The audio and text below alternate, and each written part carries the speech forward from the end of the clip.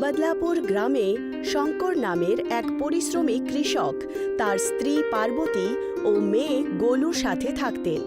দুজনের জীবনই ছিল সাদামাটা আর সুখী। শঙ্কর তার ছোট্ট জমিতে চাষ করতেন এবং পার্বতী বাড়ির যত্ন নিতেন। তিনি তাকে কৃষিকাজে সাহায্যও করতেন। তার খুব বেশি কিছু ছিল না, কিন্তু কঠোর পরিশ্রম এবং সততার সাথে জীবনটি ঠিকই চলছিল। এবার যদি ভালো আনাজ ফলাতে পারি তাহলে গোলুর পড়াশোনার জন্য বেশি খরচ করতে পারবো। হ্যাঁ, মনে তো তাই হচ্ছে। এই বছরে সবজির বিক্রি বেশ ভালো মতনই হবে। এখন শুধু ঈশ্বরের কৃপা আমাদের ওপর এইভাবেই থাকে, তাহলে তুমি তোমার পরিশ্রমের ফলও পাবে, এটাই কামনা করি। শঙ্কর ও পার্বতী দুজনেই আশা নিয়ে তাদের কাজ করছিল, কিন্তু হঠাৎ একদিন সব কিছু বদলে যায়। শঙ্করের ফসল পোকামাকড় দ্বারা আক্রান্ত হয় এবং যে সামান্য শস্য অবশিষ্ট ছিল তা অসময়ের বৃষ্টিতে হারিয়ে গেছে। হে ঈশ্বর, এসব কি হয়ে গেল? আমার পুরো তরিতরকারি সব নষ্ট হয়ে গেল। এখন আমি কি করব? যা হলো, এতে শঙ্করের আত্মবিশ্বাস নড়বড়ে হয়ে যায়। একই সঙ্গে বেড়েছে কৃষি খাতে নেওয়া ঋণও, তাও বেড়ে যায়। কিন্তু এত প্রতিকূলতার মধ্যেও শঙ্কর যথাসাধ্য চেষ্টা করে।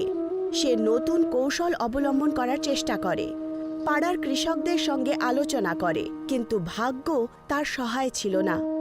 পার্বতীও তার মনোবল বজায় রেখেছে এবং ছোট মোটো কাজ করে সংসারের ব্যয় চালানোর চেষ্টা করে, কিন্তু দিন দিন পরিস্থিতির অবনতি হতে থাকে। আমায় ক্ষমা করে দাও পার্বতী। চাষে লোকসান হওয়ার কারণে আজকে তোমাকে বাইরে গিয়ে অন্য কোথাও কাজ করতে হচ্ছে। আরে, ক্ষমা চাওয়ার কি হয়েছে গো? বাড়িটি আমাদের দুজনেরই, তাই আমরা দুজনেই তো পরিশ্রম করব না? কিন্তু তুমি কত স্বপ্ন দেখেছিলে, তাই না? যে এই বছরে তুমি এটা করবে, সেটা করবে, আর সবকিছু শেষ হয়ে গেল। কিন্তু এতে তোমার কোনো দোষ নেই গো। সব ভগবানের হাতেই রয়েছে। আমাদের শুধু না থেমে কাজ করতে হবে। ঠিকই বলেছ তুমি। তুমি এসব নিয়ে চিন্তা করা বন্ধ করো আর ঘুমিয়ে পড়ো। অবশেষে গ্রামের কাছেই একটি দোকানে কাজ শুরু করে শঙ্কর। ওই দোকানে কাজ করে কোনো রকমে সংসারের খরচ সে চালাতে শুরু করে দেয়। রোজ সকাল থেকে সন্ধে পর্যন্ত সে পরিশ্রম করত, কিন্তু যা উপার্জন হতো তাতে সংসার চালানোর জন্য যথেষ্ট ছিল না। ঋণ শোধ করার জন্য অর্থ সঞ্চয় করা কঠিন ছিল, আর সেই সবের মাঝখানে একদিন ফি না দেওয়ার জন্য শঙ্করের মেয়ে গোলুকে স্কুল থেকে বাড়ি পাঠিয়ে দেওয়া হয়। বাবা, আজ টিচার আমাকে স্কুল থেকে বাড়ি পাঠিয়ে দিল। কিন্তু কেন? টিচার বলল যে এই বছর আমার ফি পরিশোধ হয়নি, তো তাই এখন আমি পরীক্ষা দিতে পারবো না। মেয়েকে কাঁদতে দেখে শঙ্করের মন ভেঙে যায়। নিজের অক্ষমতা ও পরিস্থিতি দেখে ক্ষুব্ধ হয়ে সে রাগের মাথায় মদ্যপান করে আর বাড়ি ফেরার মাত্রই হট্টগোল করে। এতে পারিবারিক পরিবেশ আরও খারাপ হয়ে যায়। সব শেষ হয়ে গেল, সব কিছু। আমার এই ছোট্ট নিরীহ বাচ্চাটাকেও স্কুল থেকে বের করে দেওয়া হলো। কি বলেছিলে যে তুমি পয়সা দিতে পারবে না? আর এটা কখনো হয় নাকি? সব শেষ হয়ে গেল, সব শেষ হয়ে গেল। তুমি কি সব বলছো?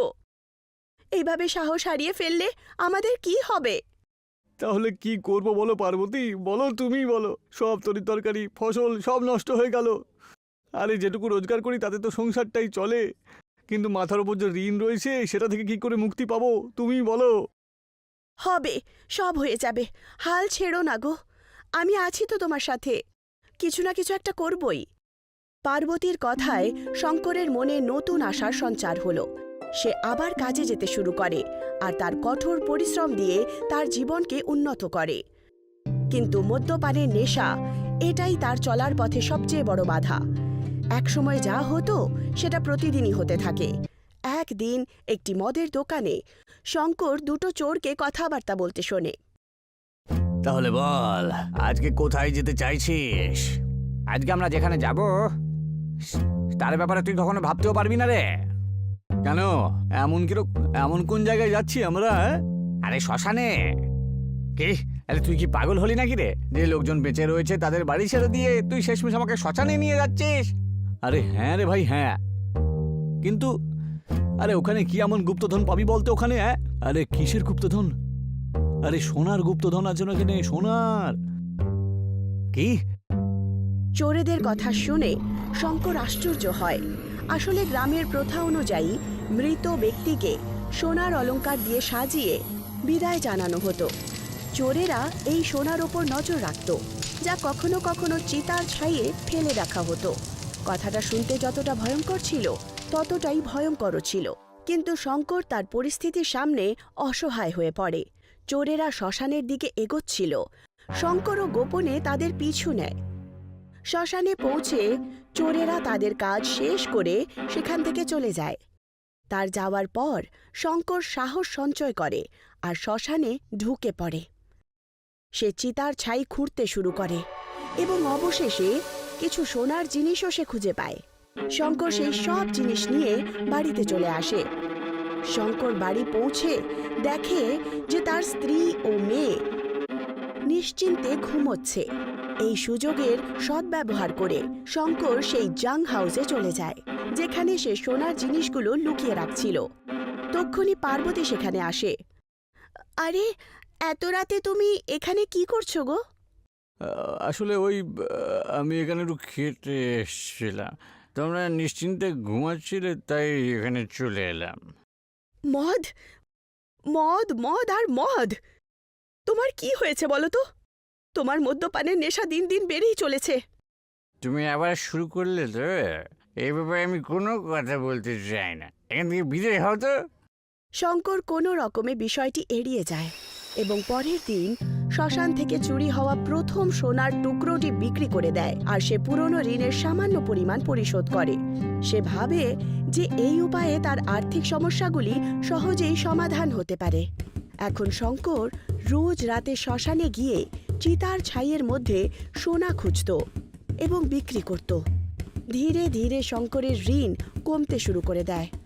এই সময় তার স্ত্রী পার্বতীর সন্দেহ হয়, হঠাৎ কোথা থেকে শঙ্করের কাছে এত টাকা কোত্থেকে আসছে। যখন সে শঙ্করের কাছে জিজ্ঞাসা করে তখন শঙ্কর বলে, দেখো, এই এত পয়সা কোথা থেকে আসে তাতে কোনো যায় আসে না। কিন্তু তা সত্ত্বেও এই আমি তোমায় বললাম না তুমি এসব প্রশ্ন আমায় করবে না, তুমি সংসারটা সামলো, বাকি সব দায়িত্ব আমার। তোমার হয়েছেটা কি? তুমি আগে তো এরকম ছিলে না। এই তুমি তোমার মুখটা বন্ধ করো তো, যত সব। শঙ্কর ও পার্বতীর মধ্যে পরিস্থিতি আরও খারাপ হচ্ছিল, কিন্তু শঙ্কর পার্বতীর কথা উপেক্ষা করলেও শঙ্করের ভাগ্য একদম উল্টো ছিল। কয়েকদিন ধরে শঙ্কর শ্মশান থেকে খালি হাতেই ফিরছিল। এইভাবে চলল বেশ কয়েকদিন পর্যন্ত। প্রত্যেকবার শঙ্কর খালি হাতে ফিরলেই রেগে যেত আর হতাশায় মাথা নাড়তে শুরু করে। আরে এখানে হচ্ছেটা কি? হ্যাঁ, আমি আবার ওই গরিবের মতন বাঁচতে চাই না। তার লোভ তাকে বারবার শ্মশানে টেনে নিয়ে যেত, কিন্তু সে সফল হতোই না। ব্যাস, অনেক হয়েছে। এবার আমাকে একটা অন্য পথই বেছে নিতে হবে তাহলে। নিজের লোভ আর হতাশায় অন্ধ হয়ে শঙ্কর এক ভয়ঙ্কর পদক্ষেপ নেয়। সে শ্মশানে সমাহিত মৃতদের বের করতে শুরু করে এবং তাদের শরীরে পরা গয়না চুরি করতে শুরু করে। একদিন রাতে যখন সে তার চলাফেরায় ব্যস্ত ছিল, তখন শ্মশানের আশেপাশে রাস্তার কুকুরগুলি হইচই শুনতে পায়। আরে এটা আবার কোত্থেকে চলে এলো? ছাড় শঙ্কর, এখানে এই কুকুরের জন্য অন্য কেউ চলে আসে তার আগে আমাকে এখান থেকে পালিয়ে যেতে হবে। শঙ্কর ওখান থেকে যেতেই চাচ্ছিল, তক্ষুনি সেই কুকুরগুলো এসে শঙ্করের ওপর আক্রমণ করে। শঙ্কর নিজেকে বাঁচানোর চেষ্টা করতেই থাকে। ছেড়ে দাও আমাকে, ছেড়ে দাও! বাঁচাও, বাঁচাও! কেউ আছে এখানে? বাঁচাও আমাকে, বাঁচাও! শঙ্কর সাহায্যের জন্য চিৎকার করতে থাকে, কিন্তু কিছুই হলো না। কুকুরগুলো তাকে খারাপভাবে কামড়ে দেয়। শঙ্কর অজ্ঞান হয়ে যায়। শঙ্কর সারা রাত সেই শ্মশানে প্রাণহীন পড়ে থাকে। কিন্তু সকালে আশেপাশের লোকজন শ্মশানে পৌঁছে যায়। তারা আহত শঙ্করকে দেখে। তারপর একসঙ্গেই শঙ্করকে হাসপাতালে ভর্তি করে দেয়। বিষয়টি তারা পরিবারকেও জানায়। হে ভগবান, কি হয়েছে? কি হয়েছে গো তোমার? দেখো, এমন নোংরা কাজ তুমি কি করে করতে পারলে? সত্যি আমার মুখ দেখানোর জন্য কোথাও রাখোনি। হাসপাতালের বিছানায় শুয়ে শঙ্কর এখন নিজের কর্মের ওপর অনুশোচনা করছিল। সে বুঝতে পারছিল লোভই তাকে এই অন্ধকার পথে নিয়ে এসেছে। এই গল্পটি এই সত্যিটি প্রকাশ করে যে লোভ একটি অশুভ শক্তি যা একজন ব্যক্তিকে নৈতিকতা থেকে অবনমিত করে। এটি শেষ পর্যন্ত ধ্বংসের দিকে নিয়ে যায়। সঠিক পথে চলা এবং সন্তুষ্ট থাকাই প্রকৃত সুখে